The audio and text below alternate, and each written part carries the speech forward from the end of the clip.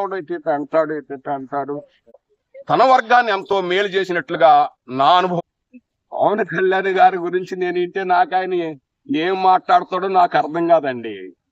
ఆయన ఏదో అసలు ఒక సబ్జెక్ట్ మీద ఉండడు నాకు.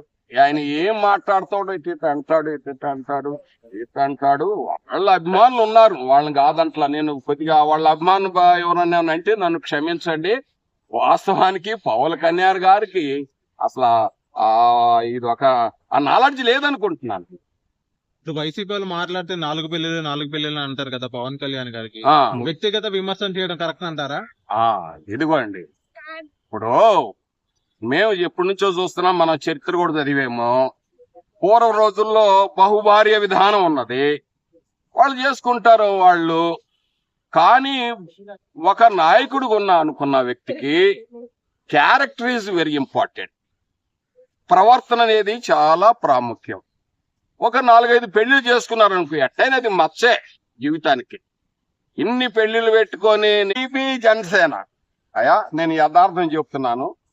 టీడీపీ పరిపాలన ఇంతకుముందు చాలా సంవత్సరాలు జరిగినాయి.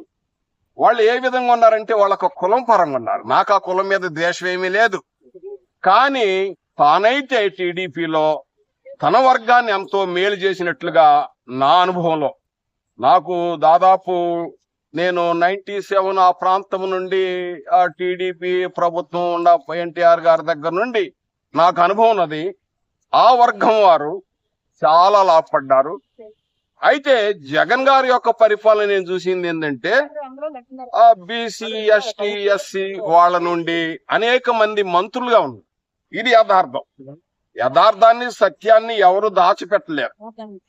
ఖచ్చితంగా మేము కోరుకునేది ఏంటంటే, మా యొక్క ప్రేయర్స్ ఏంటంటే, మా యొక్క ఆలోచన ఏంటంటే, మరలా జగన్ గారు వస్తే బాగుంటది. తప్పనిసరిగా ఆయన ఎంతో మంచి పరిపాలన చేస్తున్నట్టు అటు ఆంధ్రాలో ఒప్పుకుంటారు, ఇటు తెలంగాణలో ఒప్పుకుంటారండి. జగన్మోహన్ రెడ్డి గారు అన్న క్యాంటీన్ ఎందుకు కంటిన్యూ చేయలేకపోయారంటారు? ఆ విషయం నాకే తెలియదు. నేనైతే అనుకుంటాను, ఒకళ్ళు ఒక మంచి వాస్తవం జరిగేది ఏంటంటే, ఒకళ్ళు ఒక మంచి పెట్టారు అనుకోండి, దాన్ని తీసేసి తన పేరు పెట్టుకోవాలనే ఉద్దేశం ఉందేమో నాకు తెలియదు. వాస్తవానికి ఆకలి కొన్న వారికి భోజనం పెడతాం మంచిదే. ఎందుకంటే నేను సైన్యంలో చేశాను, ఆ సైన్యంలో పనిచేసా కాబట్టి నాకు తెలుసు అనుభవం మీద. మా మిత్రుడు ఏమంటాడంటే, ఆయన కొద్దిగా సీఎం జగన్ గారికి వ్యతిరేకంగా మాట్లాడినట్టున్నాడు. నీ ఉద్దేశం చెప్పు అన్నాడు. నా ఉద్దేశం చెప్తే జగన్ గారు వస్తారు, ఎలా వస్తారని అడిగాడు.